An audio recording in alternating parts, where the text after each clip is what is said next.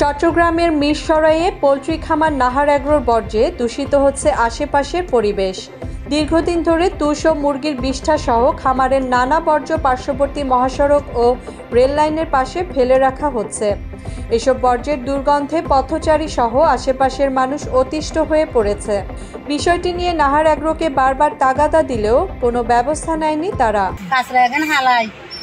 হসা গলা পাত হসা মানে ওষুধগুলা হালা বিছানা ঘরে থাকতে পারি না বসা দিনে, মানে এগুলো মহিলাগুলো এখান দিয়ে ছড়ি বিছানাটা অনেক কষ্ট করে দুর্গন্ধে ঘরে থাকতে পারি না, দুয়ার বান্ধিয়ে ঘরে থাকতে পারি না। অনেক বারবার মানে ইয়া করছে যে তোমরা যে কাদাগুলা দরকার ড্রেনে আছে, এখানে ড্রেনের দিকে পানিগুলো ছাড়াও, এরা তো শুনে না। তো পানি এই যে বর্জ্যগুলো মনে করেন পুরা গন্ধগুলো মনে করেন এদিকে মনে করেন বাড়ির দিকে চলে যায়। মনে করেন আধা কিলোর ভিতরে মনে করেন বসবাস করার মতো মনে করেন উপযুক্ত না, এই বর্জ্যগুলো এদিকে চলে যায়। এছাড়া বর্ষাকালে বৃষ্টির পানিতে এসব বর্জ্য আশেপাশের পুকুর ও খালের পানিতে মিশে যাওয়ায় দূষিত হচ্ছে পানি। এতে ব্যবহারের অনুপযোগী হয়ে পড়েছে বেশ কয়েকটি পুকুর। আর এসব পুকুরের পানি ব্যবহার করায় এরই মধ্যে নানা রোগে আক্রান্ত হয়েছেন অনেকেই। এখন কিছু হইতেছে না, নারে রইতে সারে গন্ধে বাসার খানা খাইতে মারি না, গাছ গোছ মরি যার। আর রাতিলে তারা হানি চাই দিয়ে মতে বেনা মোল্লাদার লগ হানি চাই দিয়ে।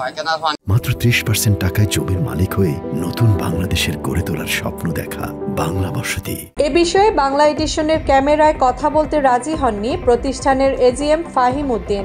ক্যামেরা বন্ধের পর রেল লাইনের পাশের জমি তাদের লিজ নেয়া বলে জানান তিনি।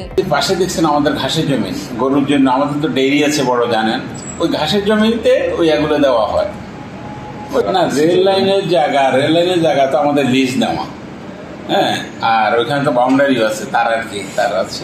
তবে এসব বর্জ্য জৈব সার হিসেবে ব্যবহার করা হয় বলে জানালেন কোম্পানির জিএম মনোজ।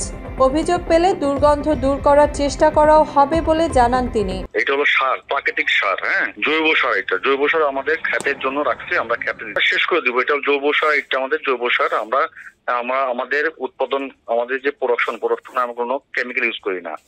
আমাদের যা হয় গরুর ঘাস উৎপন্ন করতে আমরা জৈব সার ইউজ করি, লিটার গরুর গোবর, মুরগি লিটার এইসব ইউজ করি। প্রাকৃতিক সার মানে কৃত্রিম সার ইউজ করি না। পরিষ্কার করে দিচ্ছি, এত পরিষ্কার। এটা তো আর সারা বছর ভাবে থাকে না, একটা নির্দিষ্ট সময় থাকে, শুকনো সিজনের সময় থাকে।